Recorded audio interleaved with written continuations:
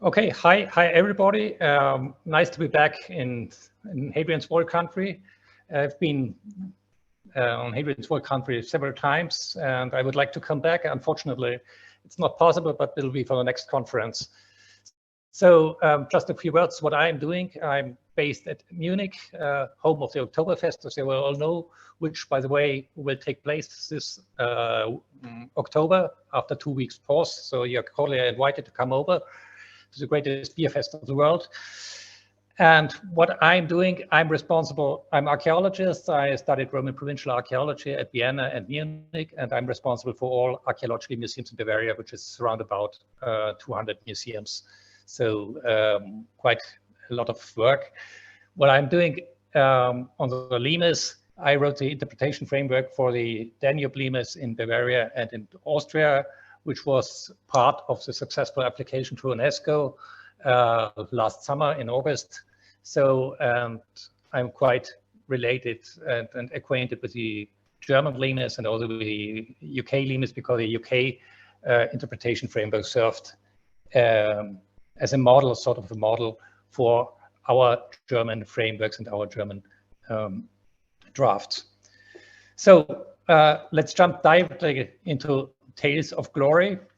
You can see that I'm not alone, at least virtually. Martina Meyer is with me. I've written several papers together with Martina. Martina is based at Rottweil in Baden-Württemberg and is head of one of the greatest Roman museums you have, which is well worth a visit. And we present this paper together. So our topic this evening is Roman war crimes. And as you can see, I'm not quite sure about the term Roman war crimes, and you'll probably understand later why this is so. So unfortunately, I have to bother you with a bit. Let's see the next one here. Sorry. With a bit of theory, because it's necessary to understand the whole context, but I'll keep it quite short. And it is better to make a bit of theory first and then to jump directly into our topic. If we look at the evidence, we may ask if the Roman army 2000 years ago committed similar atrocities like the Russians do in Ukraine. What pushed me to dig further into this topic is that we all like reenactment events like Hadrian's Wall Cavalry, but what was the Roman wartime reality like? And after all, the Roman army was a highly professional army which secured the empire for nearly 500 years. So what comes out if we take a closer look? So let's jump into theory. If we talk of war crimes, we have to bear in mind that war crimes definition are quite a modern subject. It's mainly the Geneva Convention of 1864 and three subsequent editions of 1907, 1922, and 1949. The Geneva Convention, consisting of 4 treaties, defines the basic rights of wartime prisoners, established protections for the wounded and sick, and protection for civilians and non-soldiers. The use of weapons is treated in a separate convention, which is the Hague Convention, which is basically 2 conventions of 1899 and 1987. So that's to say, up to the first draft of the Geneva Convention in 1864, there was no definition of rights in war and no definition of war crimes as well. But since the Nuremberg war crime trials, we've all become very acquainted with following words: torture, ethnic cleaning, genocide, deportation, destruction of civil infrastructure, and crimes against humanity. All topics which you will know from the news from the Russian-Ukrainian war as well, unfortunately. So it's quite actual topic, and it seems that nothing has changed since 2000 years. If we take a look at the Roman state philosophy, the world was a world without limits. Rome was the center of civilization, and the frontiers of the Roman Empire in Roman eyes only marked the temporary status quo. It separated the civilized world from the barbarians outside, and the Roman view can be summarized with the Greek graffiti in Ephesus, Turkey, written on the wall of a very rich proprietor of a Roman villa at Ephesus, Rome, the dominator of the world, in Greek, Pan Basileia, which is the dominator of the world. And the Roman view is very well summarized in this picture on the left hand, on the right hand side, sorry, which is showing the imperial scepter. I don't know, can you see my cursor? Probably yes. With the globe on it, the imperial eagle is sitting on the globe, and the whole is surrounded the globe by the frontiers of the Roman Empire, with the entrance to the wide open. So it's basically what Roman philosophers, state philosophers, are all about. The world is ours, and we dominate the world.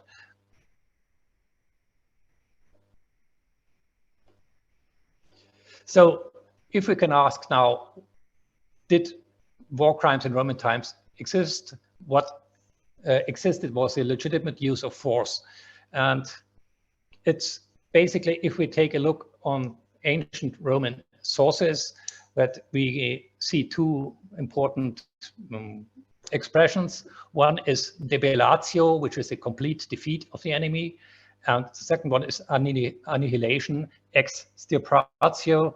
And extirpatio includes the word stirps. Stirps is equal to root. So it may be translated as eradication, to eradicate the enemy. So its brutal force could be used also in Roman eyes. What was important in Roman wartime, that it was a bellum justum, a righteous war, as a legitimation of war. This was a highly ritual, sacred ritual, with the fetiales as sort of priests throwing a spear into a precinct which was near the Temple of Bellona, the Republican war god. And then only then the war was officially declared. What we have on the other hand, which sort of contrasts debellatio and extirpatio, is clementia, against the defeated, as a moral guidance principle.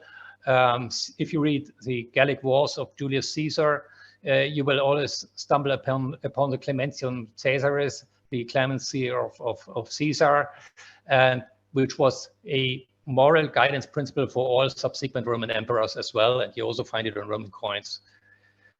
What is very what is also very known in Roman times, that the Roman mostly had disrespect for their enemies, as attested by the famous Pretunculi writing tablet from Vindolanda, the wretched little Britons.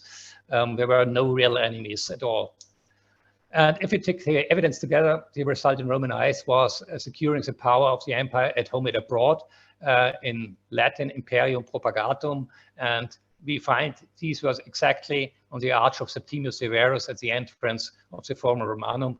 And it reads, a big, long inscription basically reads, to the emperor with all his titles, because he saved the Roman state and he amplified the Roman Empire, the imperium propagatum. So as we have seen, Rome did not know any limits. The whole world was considered to be Roman in Roman eyes.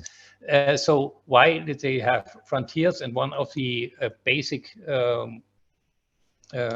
may have been that they had to secure the natural sources for the empire.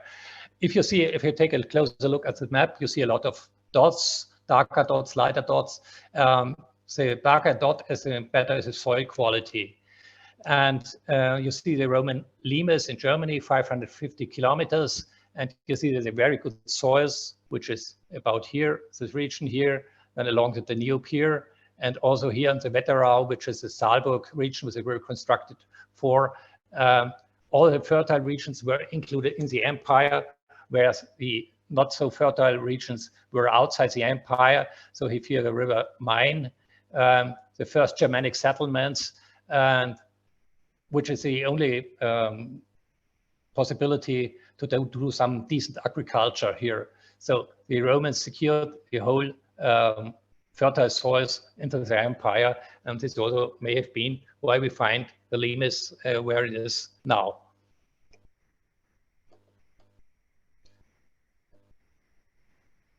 So what do we have for sources for Roman war crimes? We have on one hand victory monuments, Trajan's Column and Marcus Column, which you can see here.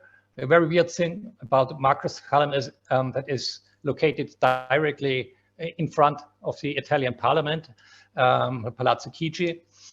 Why is it so weird? Because, as you know, Marcus Column shows very much in detail Roman war atrocity of the Roman army against the Germanic tribes of the Marcomanni in 176 to 179 AD. So it's basically a war memorial, a Roman war memorial of an aggressor's war against the Germanic population in front of the Italian Parliament. So another source we can use for exploring a little bit in detail the question of war crimes in Roman times are tombstones and building inscriptions, and respectively the what we can see reliefs of building descriptions. We have some small finds, coins and ceramics. We have, in some cases, anthropological analysis, and of course we have important Roman sources, most important of all, and we'll have some quotes during the course. Later on is Flavius Josephus, the Jewish War, and Tacitus, the histories, and of course some other minor writers. So theory is over. Let's go to the power of images from public to private.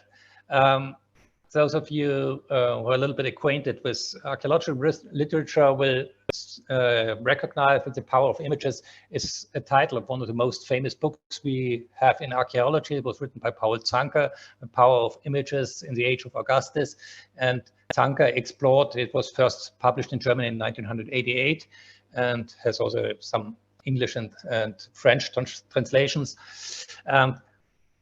He had a very simple but very good idea to analyze how public images moved into the private realm and were and changed their position. And this comes true also for images connected with victory and connected with war. And we have got a very good example here. On the left-hand side, you see the statue of Victoria, a bronze statue, life-size bronze statue of Victoria at Brescia, at the Capitolium Brescia in Italy. It's a Hellenistic statue of the late 2nd, early 1st century AD. The same Greek type, we do find it on Trajan's Column, and we do find it also on Marcus' Column in the late 2nd century. It's basically victory, writing a victory on the shield. She exposes a shield here was lost. And we also find it in a very provincial manner on a tombstone from Obernburg, which is a Roman Grecian on the River Main. And we also see victory writing something with a stylus, which you can see here. You can see here as well. And she's writing the name of the deceased on the shield, but she's not writing victory. She's writing simply the name of the deceased on the shield. So there's a shift from, clearly a shift from private to from public to private, using the well-established pictures we know from Roman times, and a Roman would have known even better.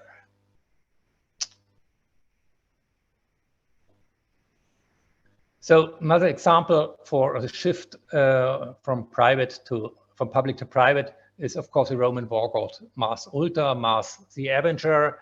The temple of Mars Ultor was located at the Forum Augusti, at opposite of the Forum Romanum. And what we see here is his statue.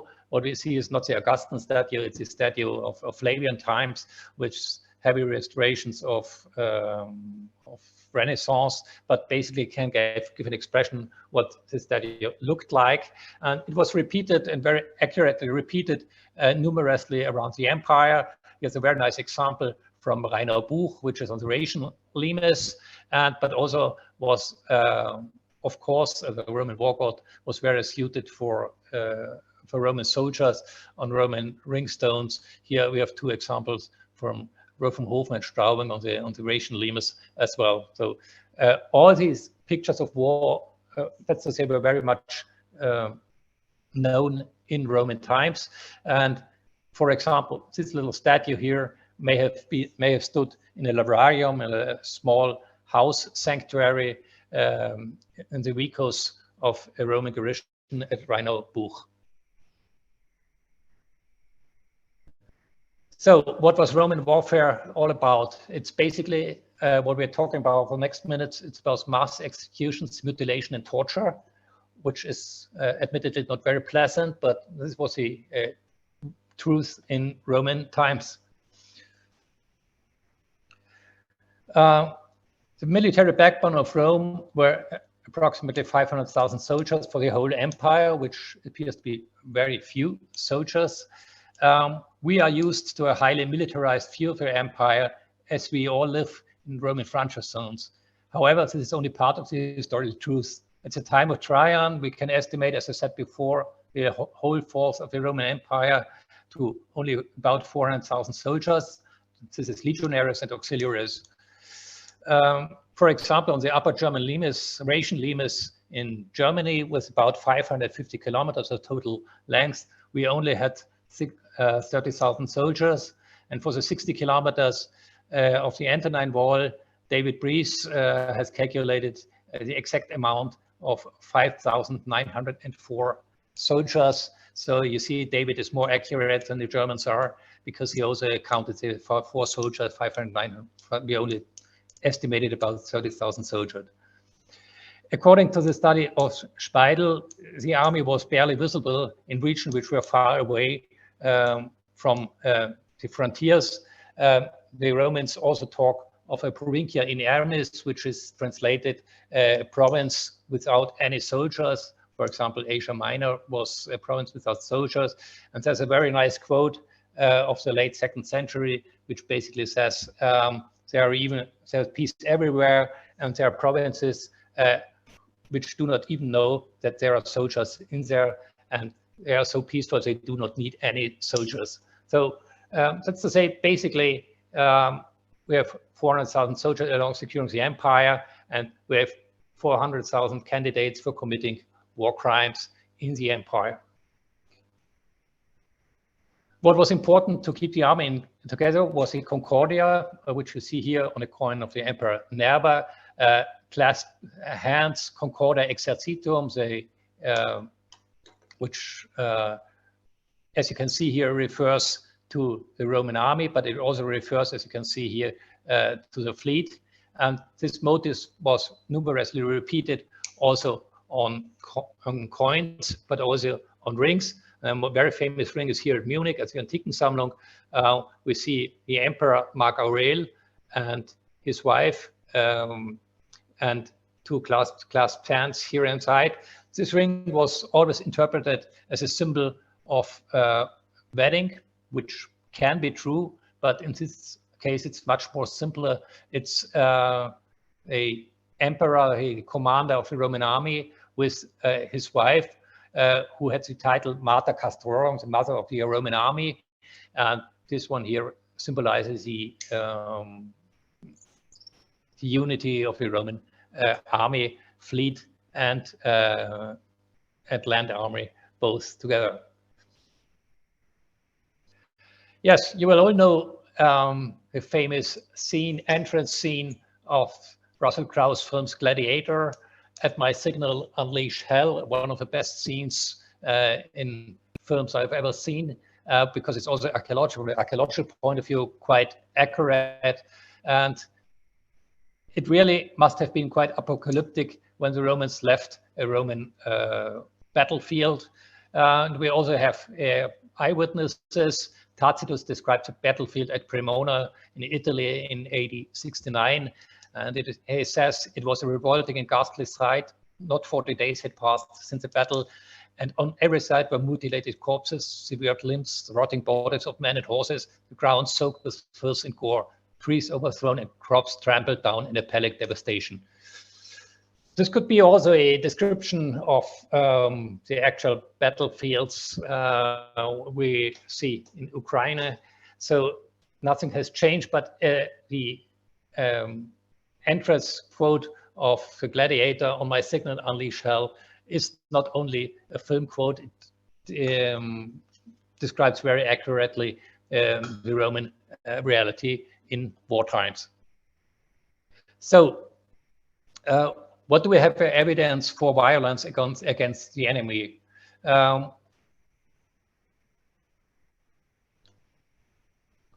We have a very detailed scene on Marcus' column where we can see a mass execution of Marcomanni who are coming here from the right. What is very noticeable about this execution, that the execution evidently is performed by a Germanic auxiliary soldier. You can recognize here, he has trousers, he has he's dressed like his fellow Germanic tribes, but he evidently is, as he's performing the actual execution, the actual beheading, he is part of the Roman army. And the motive of beheading also appears on the Bridgeness distance slab. Here we see a colored reconstruction based on pigment analysis by University of Glasgow, and you can see it like a sort of a film. First you're taking prisoners, then sort of desperation, and at the end you see the result with the severed head lying on the floor.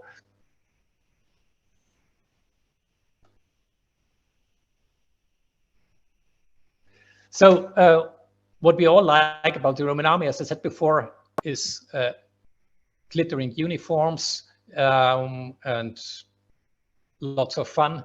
Outside on cavalry events, for example, or reenactment events, the truth was quite different. And if we take a famous example, the cavalry tombstone in Hexham Abbey, you can see here a barbarian lying on the floor. And if you take a close look, you can see that he sort of draws his head in a quite unanatomical position, which we see on various Roman tombstones as well. So most probably he had his head cut off as well. And if you take a closer look, you can see the legs of the right leg of the riding soldiers, where he puts his leg into the rear part of the already dead enemy. So this is surely a little bit of sexual humiliation as well, although the enemy was already dead.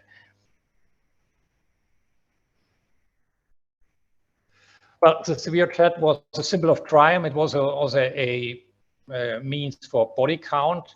However, we must see the body count is a very modern expression. It was first used by the American army in the Vietnam War.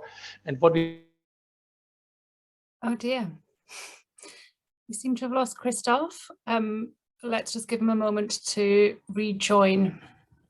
Rob, just while we're waiting for Christof, I can see obviously David's dropped some things in the chat. Is there anything you want to comment on as in your sort of chair role for the Q&A? I know they're comments rather than questions, but...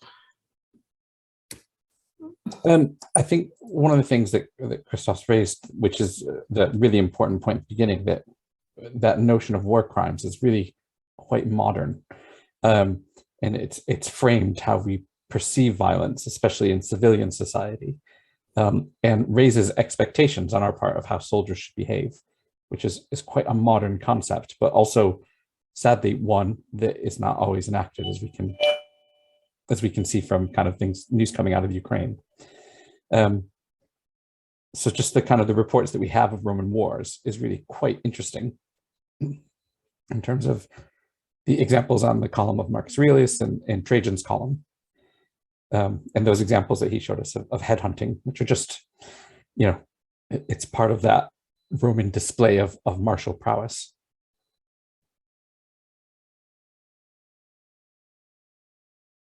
Yeah. Well, I just I just thought what our ex-colonial friend, Dr. Collins, thought about collecting scalps. You know, when did it come in? I mean, it came in, it didn't, I thought, just as a way of proving how many Indians you'd killed. What I remember being taught at school, though I confess I'd have to go back and check if this is historically accurate, is that many of the terrible things that started in the North American colonies, the Dutch are to blame. So, for example, the first African slaves were imported purportedly by the Dutch. The scalp taking was started initially by the Dutch. But these are school memories, and I'm not sure if they're historically accurate. And what you could be seeing is that kind of English propaganda in US history. Because we learned that Magna Carta was wonderful and excellent and all those sort of things. So it wasn't necessarily a native practice of warfare. That native practice of warfare often was to ideally not kill people, but take them prisoner to then incorporate them into the tribal structure. And that was a counterbalance for loss of individuals. So it seems to be a European introduction to that colonial warfare.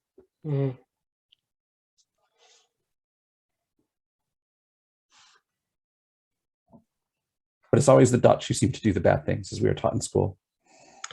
Yeah, that's interesting. I mean, the Danes were pretty bad too, but everybody thinks they're nice people now. Well, they're very chill. They're very chill people. I think they got past their Viking phase, didn't they? And then no, I meant in relationship to slaving. Yeah, Denmark was quite, was a slaving country, as most European countries were. Anyway. Is there any other general discussion we can have, Rob, while we've got everybody together, while we wait for Christof? Anything else? Or anything you'd like to raise, Rob? I know you would have come with some observations to throw in. I think one of the things I often pose to students when we're teaching, discussing Roman frontiers and violence in frontiers, is also to flip it slightly and raise the question of, what are your expectations of peace and security? And have those notions of peace and security, how have they changed through your lifetime? So based on your age, where you grew up, how is that different? In a classroom situation where we have international students, it's funny, I get some fantastic answers. I've had one student who grew up in a very impoverished area of Chicago, where he was growing up trying to avoid gang warfare. I've had other students who've grown up in Northern Ireland who can reflect upon the difference in their childhood relative to their parents. So I think important for understanding violence in the past is also how we're conditioned by our own existence of peace and what that means for us, what we expect.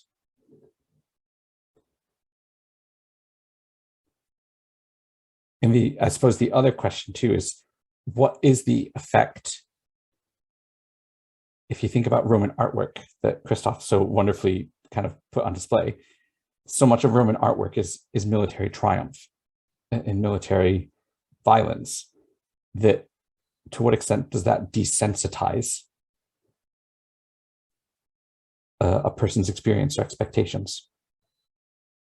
I think you could ask some interesting questions about other countries around the world that have regular military parades, for example. And how do the populations there perceive the army in those countries? Rob, go on, next slide, please.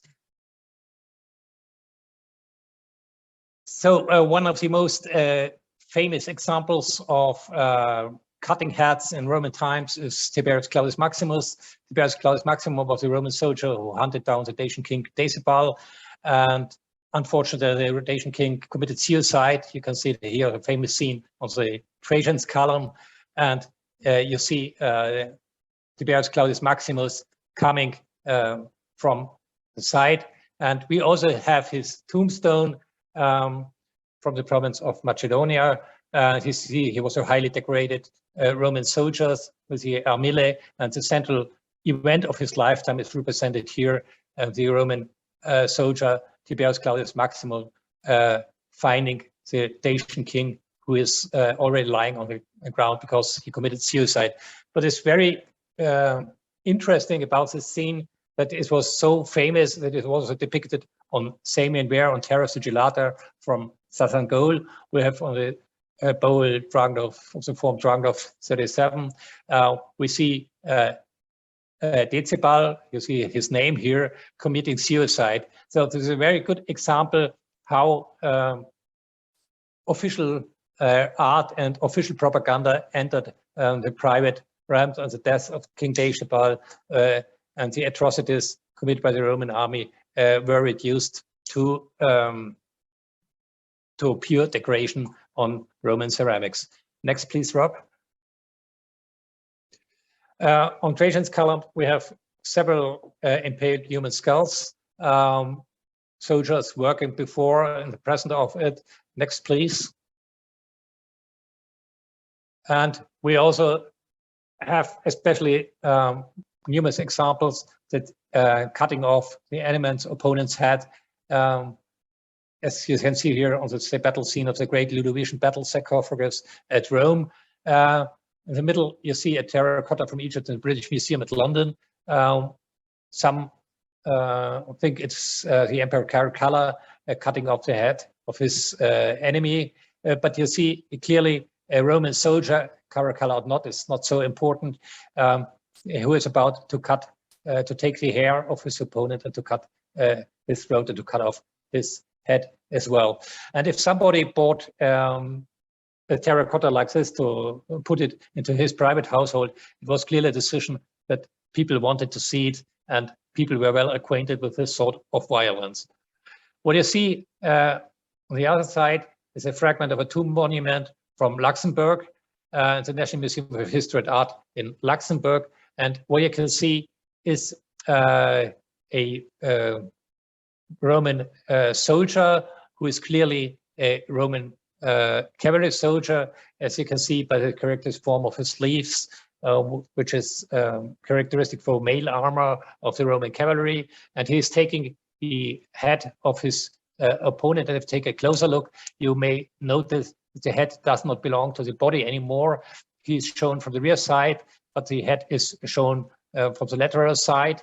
And why does he do so? It's quite easy. It's depicted as seen inside the battle. If you take a closer look at his arm, you see the turquoise, which the dead enemy before him had around his neck, and it's much more easier to cut off the whole body to get the booty, to take the turquoise, than to leave it there. So it's clearly a battle scene. Must have belonged to a Roman cavalry soldier around 50 AD, who had clearly competed and had really taken part in Roman battles. Next, please, Rob. Rob, can you thank? So mutilations, torture, and executions were quite common in Roman times, and we have also a quote by Julius Caesar. Caesar cut off the hands of the inhabitants of the Uxellodunum who had carried arms and then gave them their lives, because the punishment for misdeeds would be all the more visible. And we have also the archaeological evidence of this use of cutting off hands from the Gladiators of Vindonissa in Switzerland. And if you take a close look, we see a Gallic prisoner between two tropaia with arms, and between the tropaia you see two hands cut off, which are encircled here. And this is clearly an archaeological evidence for the praxis which Caesar describes. But the use of cutting off hands is much more older. We have an excavation from the Austrian Archaeological Institute at Deir el-Dabaa in Egypt, about 105,000 BC. And the colleagues of the Austrian Institute found about 20 cut hands, right hands, lying in the sand. So it's the same atrocity committed by some 1,500 years earlier. And the use or let's say the habit of cutting off opponents' hands continued in medieval times, but continued also into modern times around 1890, 1900. If you think of the war crimes committed by the Belgian army in the colony of Congo, where they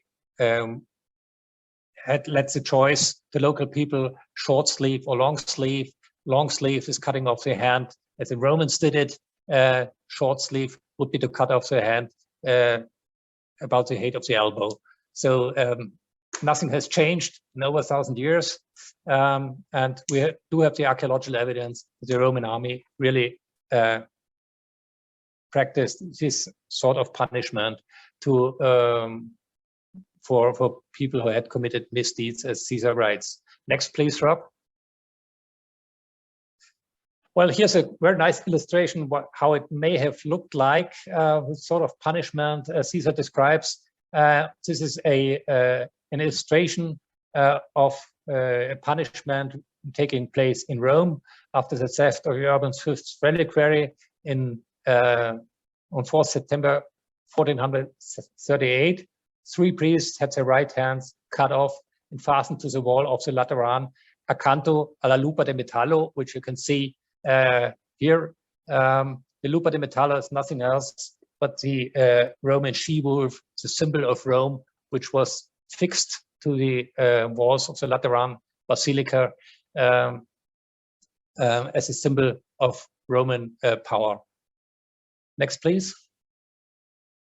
So let's talk about war against civilians, which we may summarize as shock and awe tactics. Next, please. So we have one scene on Marcus' column, which sort of summarizes all possible war crimes, atrocities, which may have occurred in Roman times. We see Roman auxiliary soldiers setting fire to Germanic huts. The civilian population on the left-hand side. You see a barbarian lady. It has been argued as her shoulder is visible that she has been raped before, which is not at all sure, but may have been. And on the right-hand side, you see Roman prisoners, Roman soldiers taking prisoners and taking them away for execution. So it's this sort of a close-up what happened in Roman war, and it's not so very much different. A destruction of civil infrastructure. So what we see now in Ukraine, in the Ukrainian war, complete destruction of the civilian infrastructure. Next, please, Rob. Setting fire on civil buildings sometimes was supervised by the emperor himself. We have this scene on Trajan's columns, a little bit earlier, Marcus' column.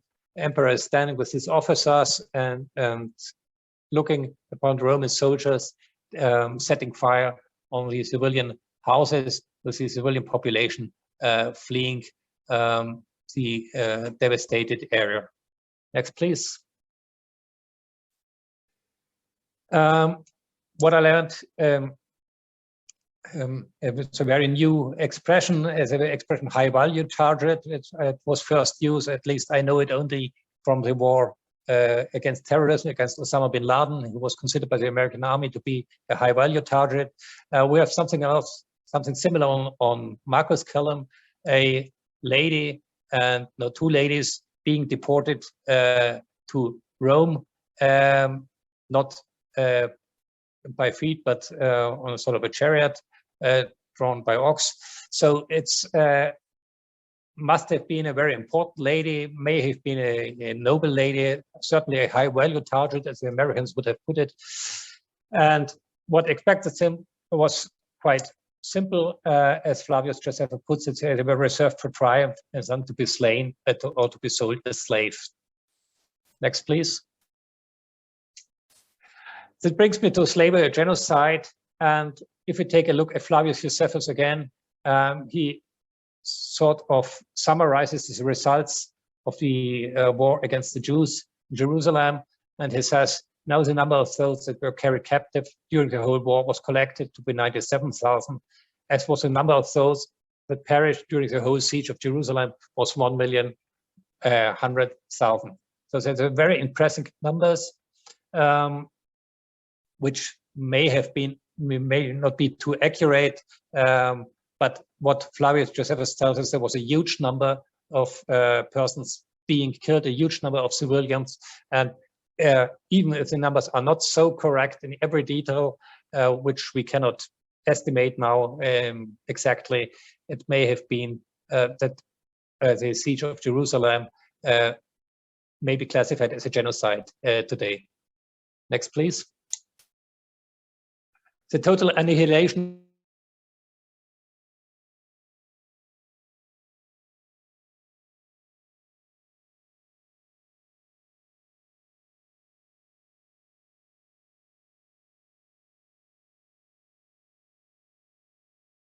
gas.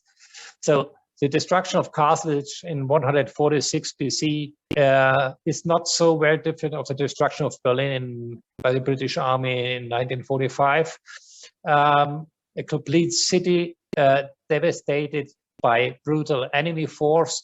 If you take a photo, take a closer look at the Carthage photo, in the middle you see some walls which are orientated in a different way. These are the remains of the, yes, thanks Rob, good collaboration. These are the relics of Roman, of Punic houses, of late Punic houses. So we are talking about the time about 200 BC. Above you see some pillars which are placed, yes, above the Roman debris of the destruction of Carthage. This debris of the destruction of Carthage was leveled and has a thickness about 3 to 4 meters. So nothing could be seen anymore of the Punic town. And this was what we see here was built under Augustus. So the nice story is that salt was thrown on the rest of the remains of Carthage is a nice story. It may have happened, but the real destruction of Carthage happened in some years later under the Emperor Augustus. Next, please. As you can see here, you see encircled the rests of the late Punic houses, and then you see the huge amount of destruction, debris leveled to 3 to 4 meters, and above this plain debris, the Roman Forum, the second largest forum in the Roman world after the Forum Romanum, was built.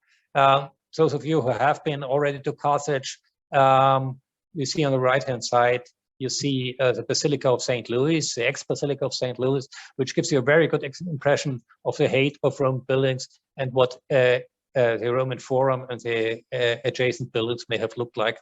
So basically, it's a very clear statement.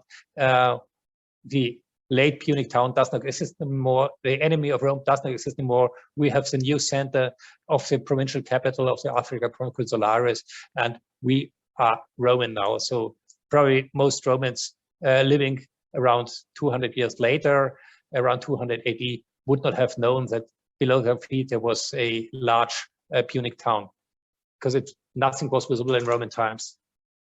What happened in Carthage as well is quite interesting, and it's a unique case in Roman history.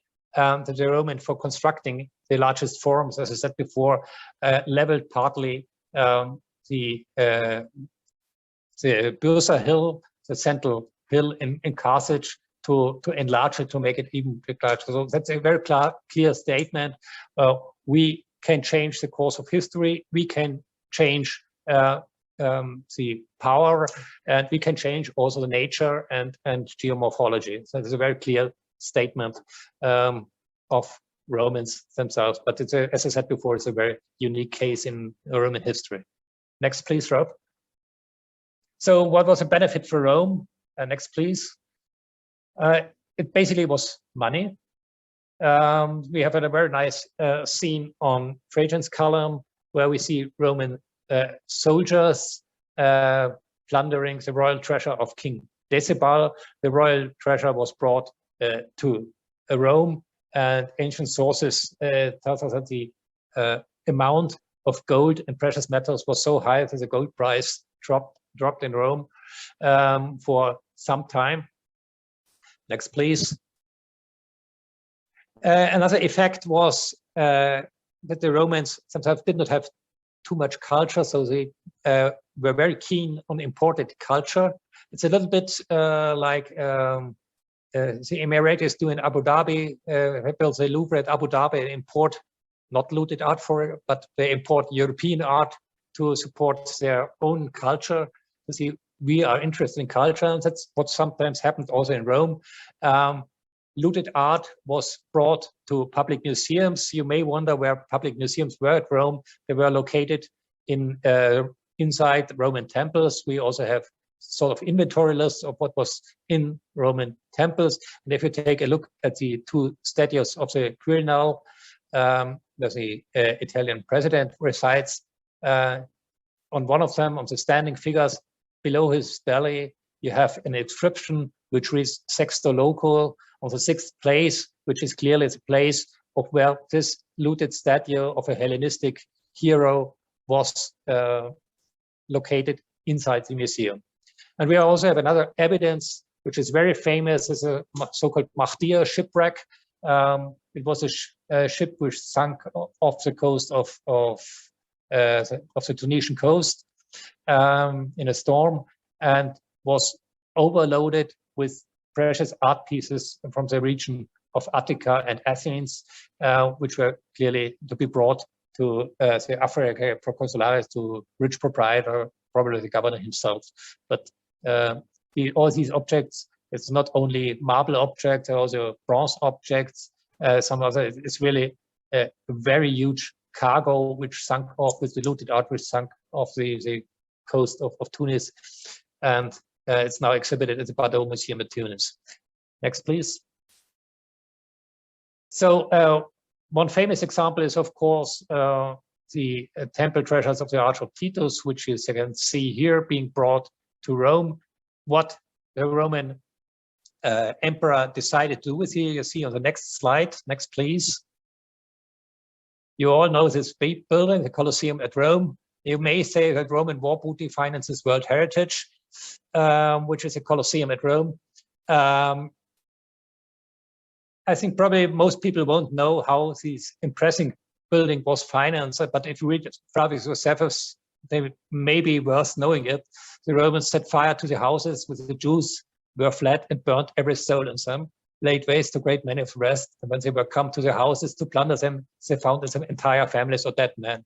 The upper rooms full of dead corpses, that is of such as died by the famine. So we have a lot of elements here which we could classify as war crimes. Also the following one, they obstructed the streets with dead bodies,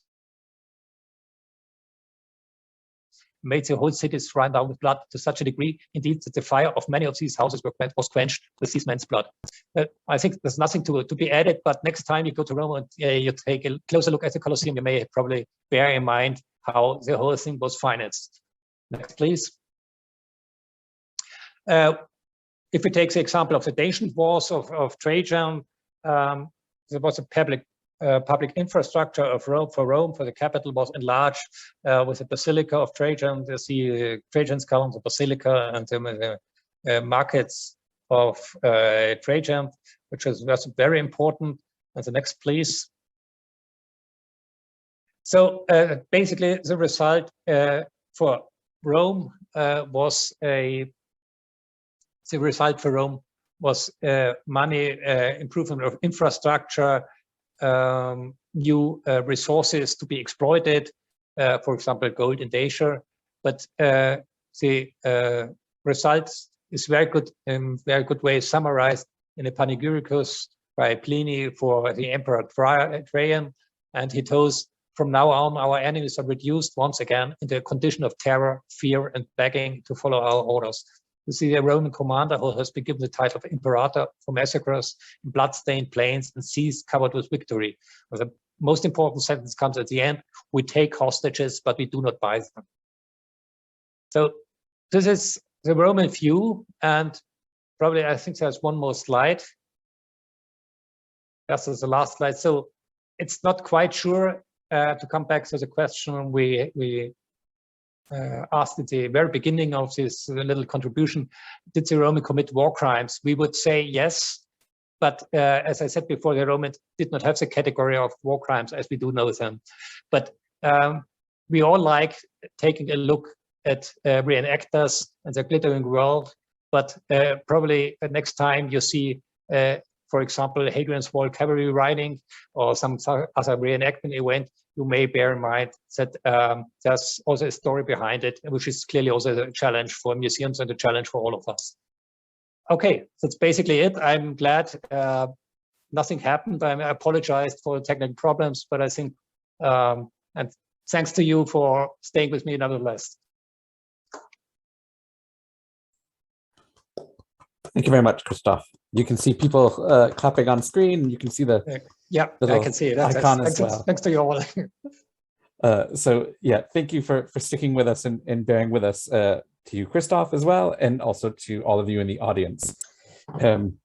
It's not happened to us to this degree before, so we're very grateful and pleased for everyone's patience, not just Christof's, but the audience as well.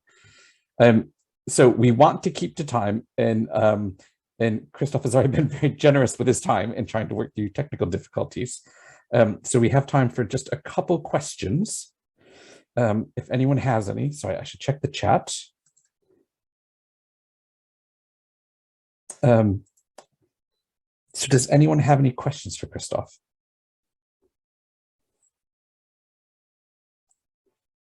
I have one for you, Christof, then, if that's okay. I've got a question prepared. Do you know of any examples in which political rivals or opponents in Rome themselves would have accused their rivals of something like war crimes? Yes, there's some examples. I think one comes to my mind. This is not so much a really heavy war crime, but looting art is a war crime. There's one speech of Cicero against the governor of Sicily, who has deprived private persons of pieces of art and so on. And it's very detailed description, and also sort of a catalog of his looted art, and only for his personal reasons. So and there's certainly more as well. So it was also used as a political weapon in times of civil war and unstable times as well. So you'd be happy to say that they had movable ethics in terms of when it's a crime and when it's acceptable behavior. That's probably the right expression. Yeah. Mm. Can I ask a question? Go ahead, David. Yeah. It's a fine line, isn't it, between taking antiquities from another country, as the Romans did, and trying to erase the memory of somewhere else. I mean, the example that immediately sprung into my mind was Edward I in England, around about 1300, thought he'd conquered the Welsh, took away all the Welsh precious items like a piece of the True Cross, the crown of King Arthur, Welsh records, and then he did the same to the Scots, taking the Scottish records. So they lost their records of their history, and he took, of course, the coronation the Stone of Destiny then, which he put in the coronation chair to show that he was being inaugurated as King of Scots, as the previous Scottish kings were. So that I think is a really good example of trying to erase the memory of the past of countries you had conquered. Do you have any comments on this as a specific possible Roman act, other than just pinching nice statues? Well, this is a very interesting question, to use pieces of looted art or pieces of national identity to create a new identity.